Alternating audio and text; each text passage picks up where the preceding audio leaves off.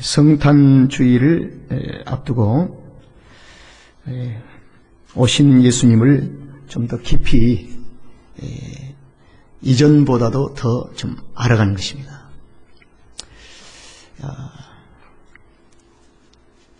그리스도인은 어떻게 하면 예수님을 더 알까?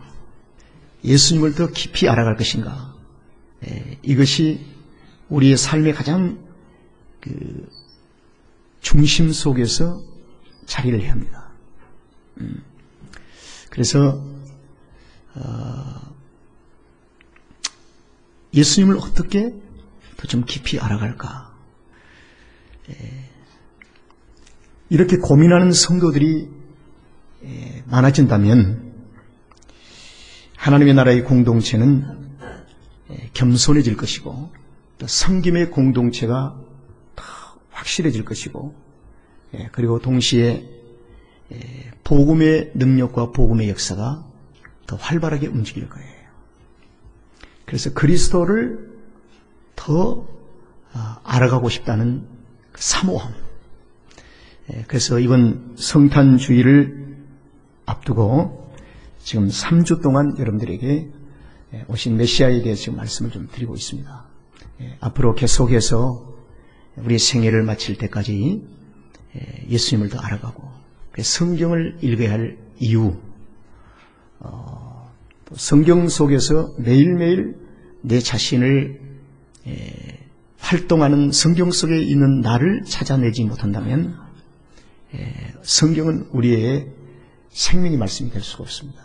성경 속에는 신원규라고 하는 한 존재가 태어나기 전부터 그리고 태어나는 과정 그리고 앞으로 어떻게 살아야 할지 모든 일대기가 성경 속에 다 들어있습니다. 성경의 위대함이 바로 여기 있는 거예요. 지나간 인류, 지금 살고 있는 인류, 앞으로 태어날 인류, 예수님이 재림하신 그때 모든 것이 만물이 끝맺을 때까지 이 땅에 있는 모든 인류의 역사와 생애가 성경 속에 다 들어있어요. 그래서 그리스도인은 성경 속에서 매일 자신을 찾아내어야 내가 걷고 있는 방향과 그리고 현 주소와 삶을 바로 알 수가 있습니다. 그래야 실수하지 않는 거죠. 그래서 우리는 성경을 매일매일 읽어야 할 정당성이 여기에 있는 것입니다. 다른 것은 우리가 매스컴이나 신문은 시간 내서 보지만 않더라도 성경만은 반드시 봐야 합니다. 여러분, 예수님은 메시아가 되셨잖아요. 메시아. 그리고 지난주에는 세례 요한의 증거에 의해서 예수님은 하나님의 어린 양으로 오셨습니다. 그리고 그분은 세상 죄를 지시고 이 세상은 우리를 가리키거든요. 우리를 구원하시려고 우리 가운데 오셨다는 것입니다. 그분은 천상에 계시면서 인류를 향해서 컨덕트한 것으로 끝난 것이 아니고 친히 우리 가운데 오셔서 우리와 부딪히고 우리와 함께 우리를 구원하시기 위해서. 그래서 예수님은 우리가 느끼고 우리가 부딪히고 우리가 볼 수 있게 하기 위해서 그분은 성육신을 하셨습니다. 인카네이션. 사람의 몸을 입으시고 이 땅에 오셨습니다. 그분은 하나님의 아들이셨습니다. 하나님의 아들로 성육신 하셔서 우리 가운데 계신 그분이 예수 그리스도십니다. 그리스도. 그런데 예수 그리스도가 누구신가? 하나님이시거든요. 그러면 하나님은 성경에서 종종 여호와로 부릅니다. 그래서 우리는 여호와 하나님. 이사야서 45장 18절의 말씀에 보면은 여호와는 하늘을 창조하신 하나님이시다. 그리고 땅도 조성하시고 그리고 경곡해 하시고 창조를 하셨는데 헛되이 창조치 아니하시고 그 가운데 사람으로 거하게 지으신 자신이라. 여러분 참 이 이사야서 45장의 말씀이 창조의 목적이 나왔습니다. 하나님이 하나님을 영원하게 하고 교제지요. 그리고 모든 우주 만물을 창조하신 것은 그 가운데 하나님이 창조하신 사람을 거하게 하시려고, 살게 하시려고. 그래서 하나님은 우주를 설계하시고 친히 만드시고, 그리고 끝난 것이 아니라 주관하시고, 그리고 우주의 모든 질서를 하나님이 유지하십니다. 그리고 이 우주는 하나님께서 생명체를 위해서 설계되었고 만드셨습니다. 하늘의 별, 모든 만물이 다 생명체를 위하여, 그 중에서 특별히 사람을 위해서 창조가 됐다는 것입니다. 여러분, 이 지구와 태양의 관계를 아시죠? 이 지구와 태양의 이 관계를 과학자가 하는 얘기가, 지구와 태양의 거리가 1%만 멀어지면 지구에 있는 모든 바닷물이 다 꽁꽁 얼어버린대요. 다 얼어버린대요. 그 다음에 1%만 가까워지면 모든 바닷물이 다 증발되어버리고 없어진대요. 그러니까 지구와 이 태양이 지금 있어야 할 위치에 거리를 두시고 질서를 이사야서 45장의 말씀대로 주관하신 분이 우리 하나님이세요. 하나님이 그 부분에서 조금만 질서를 깨버리면 꽁꽁 얼어버리고 물이 다 증발해버리고. 그런데 그 하나님께서 우리를 구원하시려고 성육신하셨다는 겁니다. 사람의 몸을 입으시고 그 창조하신 하나님께서 피조물과 생명체를 너무너무 사랑하셔서 지금도 그분은 변함없이 생명체를 사랑하시고 사람을 사랑하시기 때문에 우주의 질서를 깨지 아니하시고 지금도 질서를 유지하고, 그래서 하나님을 영화롭게, 그런데 그 중에서 가장 하나님을 영화롭게 할 중심에 서 있는 사람이 부패해버리고 말았습니다. 그리고 심령이 부패해버리고 말았어요. 우리가 서로 사람의 내 이웃의 심령을 들여다볼 수만 있다고 한다면 역겨워서 못 살 겁니다. 그렇죠?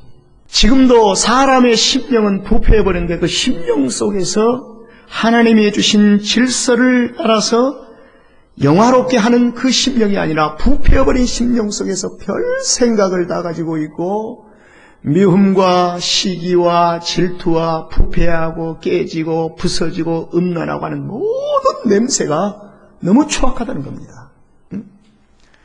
여러분, 심령이 부패해버렸습니다. 그래서 지금도 여전히 지구와 달과 모든 우주 만물을 하나님이 질서 있게, 태양은 너가 있어야 할 위치에 있어라. 말을 잘 들어요. 지구도 그 위치에 있고. 근데 사람은 하나님의 말씀을 거역해버리고 말았습니다. 하나님을 경외해라 해도 하지 않아요.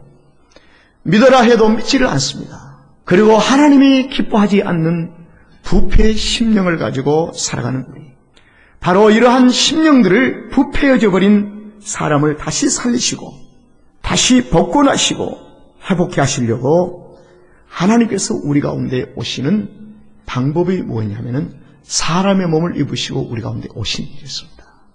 이것이 성육신 하셨다는 것입니다. 예수님으로 오셨다는 것입니다. 그래서 요한복음 1장 11절에 이 말씀에 보면은 예수님이 하나님께서 자기 땅에 오매, 자기가 만드신 땅에 오매 자기 백성이 받아들이지를 않는다고 했어요. 영접지 아니한다고 했습니다. 이거 얼마나 억울합니까? 억울함도 무릅쓰시고 우리는 사소한 것에 대한 억울함을 얼마나 토로합니까? 그래서 예수님만큼 억울해 보셨습니까?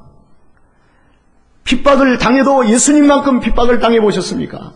사기를 당해도 예수님만큼 사기를 당해 보셨습니까? 만약에 예수님만큼 당하지 않았다고 한다면 우리는 인내하고 참는 것입니다. 주님을 따르는 자들의 삶의 생활은 오랫동안 참는 것입니다. 왜?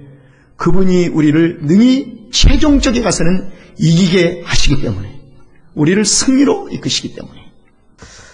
그래서 자기 땅에 오매 자기 백성이 영접지 아니하였는데 요한복음 1장 12절의 말씀 보니까 영접하는 자, 영접을 하는 자는 하나님의 자녀가 됐다는 것입니다. 그러면 영접한다는 말은 무슨 말입니까? 어떤 사람이 영접할 수 있는가요? 하늘에서 오신 예수님을 영접하는 것은 인간의 육신은 영접할 수가 없습니다. 하나님의 은혜가 있어야 돼요. 은혜가 우리 안에 입혀지지 아니하면, 은혜가 임하지 아니하면 하늘에서 오신 사람의 몸을 입고 오신 예수님을 영접할 수가 없어요. 육체는 하나님을 밀어내는 것입니다. 거역하는 것입니다. 예수님을, 육체에 가지고 있는 지식이 예수님을 밀어내고, 경험이 밀어내고, 사상이 밀어내고. 그래서 어떤 분들은 그런 얘기를 해요. 우리 대한민국에서 38선을 끼고 있는 북한은 김일성이가 성경을 나름대로 알았는데 생명을 몰랐던 거죠. 그래서 그 예수님 중심으로 했던 그 예수님을 싹 빼버리고 자기가 들어갔다는 거죠. 그래서 이 북한은 무너지는 그날에 김일성 왕조를 빼두고 그 가운데 예수님만 딱 모셔드리면은 북한 전체가 복음화되는 것은 한국보다, 남한보다도 빠르다는 것입니다. 그 말에 일리가 있어요. 그 말에 일리가 있어요. 영접할 수 있는 것은 하나님의 은혜가 있어야 영접합니다. 왕이신 예수님을 우리 안에 모셔드릴 수 있는 것은 은혜를 입은 자들만. 그래서 예수님께서 오시기 전에 하나님께서 천사를 보냈어요. 이 천사가 누구냐면 가브리엘 천사입니다. 가브리엘 천사를 보내서 나사렛 동네에 살고 있는 요셉이라는 청년과 약혼을 한 처녀인, 그래서 오늘 누가복음에서는 처녀라는 이 말을 2번 소개했어요. 이거 잘 기억해야 돼요. 그 다음에 또 누가복음 오늘 본문 말씀 속에서 이 처녀인 사람이 이 얘기하기를 말은, 나는 지금까지 사내를 알지 못했다는 고백을 분명히 합니다. 이것이 우리에게 던지는 의미를 무엇을 의미할까요? 나는 지금까지 사내를 알지 못하고 지금도 사내를 알지 못합니다 라고 성경에 표현을 했어요. 자, 이것은 아직도 요셉과 약혼한 사이지 여전히 처녀의 순성을 지키고 있다는 것입니다. 이 처녀에게 하나님께서는 가브리엘 천사를 보내서 네에게 내가 은혜를 입혀준다. 먼저 무엇을 입혀준다고요? 은혜를 입혀준다는 겁니다. 여러분, 우리가 예수님을 나의 구주로 고백한 것은 내가 고백하고 은혜가 내게 온 것이 아니라 먼저 하나님의 은혜가 내게 임해야 합니다. 하나님의 은혜가 내게 임했기에 예수님을 나의 구주로 고백했습니다. 그래서 성도는 하나님의 은혜를 입은 자들은 예수님을 정직하게 고백했는가를 늘 확인하는 것입니다. 가짜 고백도 있어요. 가짜 고백도. 사도행전에도 가짜 고백이 나와요. 어쩌면 목회자도 평생 가짜 고백 속에서 쏘가 살다가 주님 오신 그날에 낭패를 당할 가능성이 있습니다. 그래서 우리는 예수님을 확실하게 알아가고 천국의 소망을 확실하게 확인하면서 살아가는 것입니다. 그리고 예수님을 날마다 느끼며 사는 것입니다. 무의식으로 사는 것이 아니라 내 안에 계신 주님과의 이 깊은 교제, 만남 속에서. 이것이 은혜 아래 있다는 것이죠. 그래서 나사렛의 동네에 사는 처녀인 마리아에게 가브리엘 천사가, 하나님이 보신 가브리엘 천사가 찾아와서 이렇게 얘기를 합니다. 28절에 보면 그에게 들어가, 가브리엘 천사가 그에게 들어가 은혜를 받은 자여 평안할지어다 이렇게 얘기했어요. 여러분, 오늘 본문 말씀을 한번 26절을 보겠습니다. 6째 달에 무슨 천사였어요? 천사 가브리엘. 이 6째 달이라는 이 말은 예수님의 길을 평탄케 하기 위해서, 길을 준비하기 위해서 먼저 주님보다 6개월 먼저 온 누구요? 세례 요한을 가리킵니다. 그러니까 이미 세례 요한이 엘리사벳에서 수태가 됐어요. 임신을 한 지가 몇 개월이 됐어요? 6개월. 바로 그 6개월 때에 천사 가브리엘이 하나님의 보내심을 받들어 갈릴리 나사렛이라는 동네에 가서 다윗의 자손 요셉이라는 사람과 약혼한 처녀에게 이르니 그 처녀의 이름은 누구라고요? 마리아라. 자, 처녀를 두 번 강조했습니다. 그래서 천사가 28절에 그에게 들어가 가로되 은혜를 뭐요? 받은 자여. 은혜가 먼저 임했습니다. 은혜가 임하면 평안할지어다. 여러분, 하나님의 은혜가 내 안에 충만히 임하면 근심 걱정이 사라지고 마음에 평안이 옵니다. 근심 걱정을 안고 잠자리에 들어가서 잠을 못 이룬다면 하나님의 은혜가 임하지 않은 거예요. 그냥 우리가 편안할 수가 있어요. 그래서 여러분, 우리가 이렇게 생각합니다. 은혜가 내 안에 임하고 은혜를 누릴 수 있는 삶의 고백이 한 세 가지가 간단했어요. 나는 죄인 되었던 나를 주님이 나를 구원하신 하나님의 자녀가 되었다. 감사하다. 감사하다. 세상의 모든 것을 다 소유한다 할지 못하고 나는 천국을 소유한 자로 하나님의 자녀가 된 것이 감사하다. 그 다음에 두 번째로입니다. 지금 내 안에 성령님이 함께 계시니 감사합니다. 이것을 은혜를 고백하는 마음이에요. 은혜가 내 안에 머물러 있고 은혜를 받는 삶의 고백입니다. 고백이 그렇게 어려운 고백이 아니에요. 여러분 지금 설교 드리면서 이런 고백하기를 주 이름으로 축원합니다. 그래서 은혜를 받은 자요 평안할지어다. 주께서 너와 함께 하시도다. 그 다음에 30절을 보겠습니다. 천사가 일러 가로되 마리아여 무서워 말라. 네가 하나님께 무엇을 얻었다고요? 은혜를 얻었느니라. 여러분, 은혜는 돈 주고 값 주고 사는 것이 아닙니다. 하나님이 우리에게 주신 선물입니다. 하나님이 우리에게 은혜를 주셨다는 거예요. 그런데 우리가 하는 일이 뭘까요? 영접하는 것입니다. 그러니까 은혜가 밀려왔을 때 그 은혜를 내 안에 머무르게 하고 은혜를 입은 자로서의 삶을 바로 고백하는 거예요. 그리하면 은혜가 내 안에 충만해진 것입니다. 그래서 요한복음 1장 12절의 말씀에 보면은 영접하는 자, 이 영접한다는 이 말은 다른 말로 하나님의 은혜를 입은 자, 그 다음에 믿는 자. 왜 은혜가 아니면 예수님을 나의 구주로 고백하고 인정할 수 없을까요? 육체는 절대로 주님을 하나님의 아들로 인정할 수가 없습니다.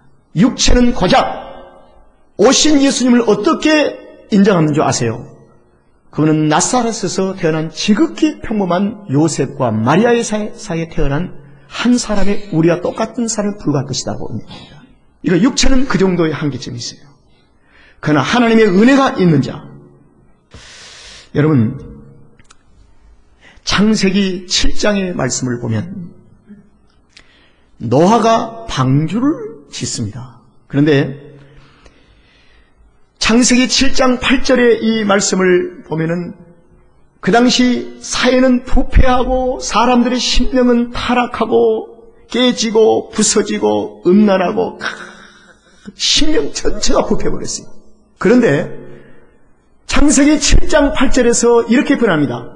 그러나 성경은 그렇게 정확히 표현했어요. 그러나 노아는 여호와께 은혜를 입었노라. 노아는 여호와께 은혜를 입었노라. 자, 노아가 은혜를 입었습니다. 그럼 하나님 그 다음에 무슨 일을 하시려고요? 하늘에서 노아에게 방주를 주시려고. 그래서 방주는 땅 위의 설계가 아닙니다. 방주는 하늘에서 설계가 되어졌어요. 그러니까 모든 큐빗 짓는 것까지도 하늘에서 다 설계가 됐어요. 그래서 방주는 하늘에서 온 선물이지 사람이 만든 설계도가 아닙니다. 그러면 노아에게 먼저 하나님이 은혜를 입히시고 하늘의 방주를 설계도를 주셔서 짓게 하셨습니다. 자, 거꾸로 바꾸서 얘기합시다. 노아에게 방주를 은혜를 입기 전에 방주를 맡겼다면 지을 수가 있을까 없을까요? 불가능합니다. 하나님의 거룩한 나라는 은혜를 입은 자에게 주의 일을 맡기십니다. 주의 은혜가 떠나면 일을 걷어버려요. 참 신비해요. 사람을 통해서 하든지 어떤 것을 통해서든지 하나님이 다 벗어버리신단 말이에요. 그때는 감당할 수가 없는 거예요. 감당할 수가 없어요. 그래서 한국 교회는 감당할 수 없을 때에 100년의 역사는 뭐였냐면은 오산리 금식기도원, 하늘산 기도원, 청계산 기도원에서 40일 금식하면서 은혜를 떠나지 말게 해달라고, 은혜를 다시 달라고 기도해서 다시 리콜링, 재소명을 받는 것입니다.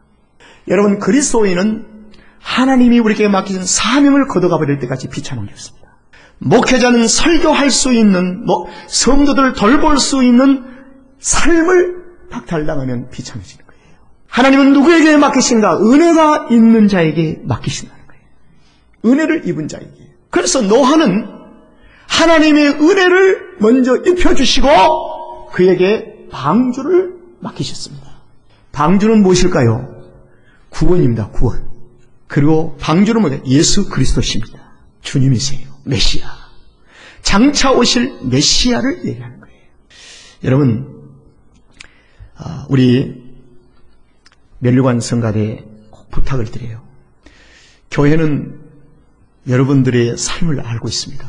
자, 연로하신 분들이 얼마나 새벽 5시에 힘들겠어요. 다 알고 있어요. 그래서 늘 목사는 기도해요. 하나님 세임을 주세요. 근데 여러분이 새벽 5시, 6시에 나오는 것이 끊겼다면 여러분들에서 내가 그분을 기도할 이유 없잖아요. 그렇잖아요. 성가대의 사명을 감당하기 위해서 하나님 이분에게 건강을 주셔야 합니다. 기도하잖아요. 그래서 절대 두 가지는 꼭 안 해야 돼요. 내가 늙어서 이제는 더 이상 못하겠습니다. 하지 마세요. 하나님은 이렇게 기도하세요. 여러분들의 형편과 건강이 좋지 않으면 압니다.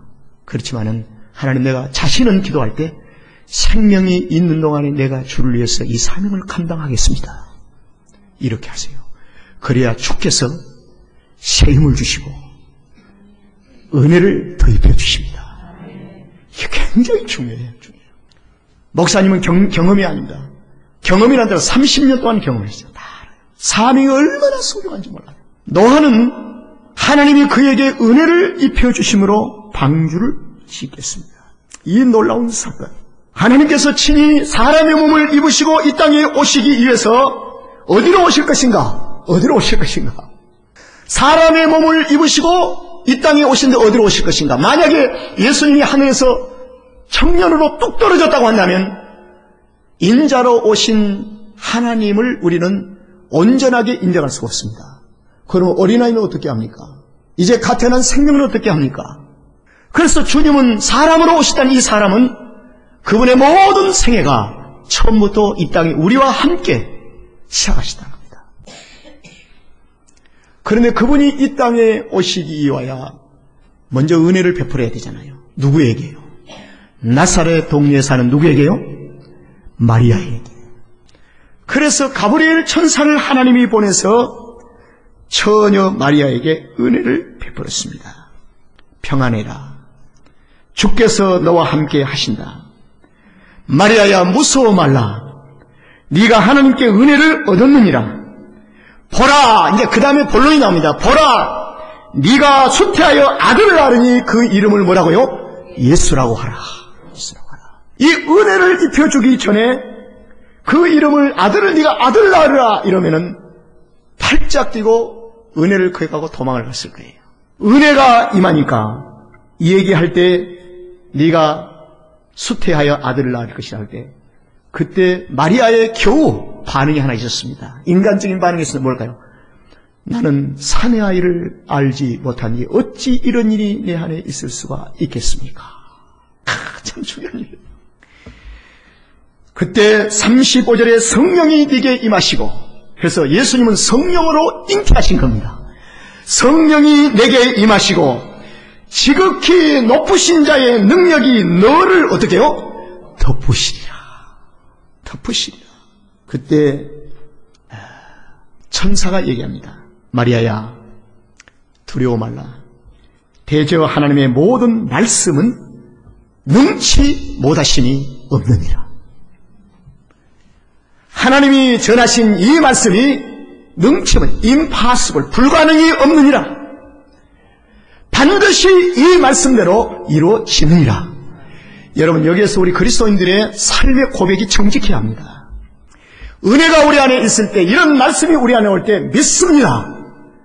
그렇습니다. 라는 고백에 확신이 올 때 능력이 나타나는 거예요. 이게 은혜가 아니면 절대로 이걸 받아들일 수가 없는 거예요. 그래서 성도들은 은혜 생활이 이렇게도 소중한 겁니다. 그때 마리아가 고백을 합니다.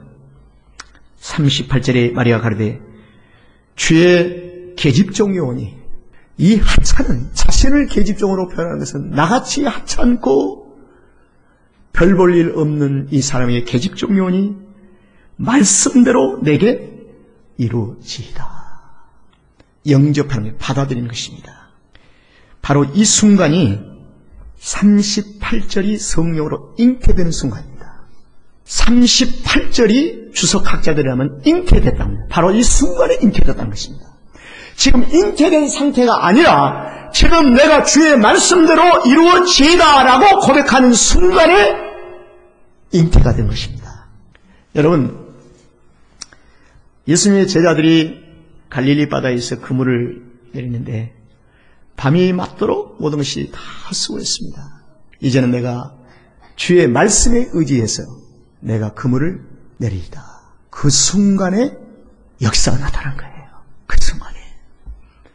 하나님은 만세전부터 예비하시고 다 준비해 두고 계시지만 우리 앞에 능력으로 열매로 나타날 수 있는 것은 그 신앙의 고백의 정점이 됐을 때 내가 주의 말씀이 이루어지기를 믿습니다. 내가 받아들입니다. 여러분, 기도하는 과정이 중요한 것이 아니라 기도하면서 확신을 가질 때 그 순간에 능력이 표적이 따르고 역사가 따르게 되는 거예요. 우리가 기도의 과정이 많아도 마지막에 불신앙으로 끝나버리면 모든 것이 헛되고 헛된 수가 돼요. 그래서 기도하는 과정을 통해서 끝까지. 여러분, 1월 달에 있는 미얀마의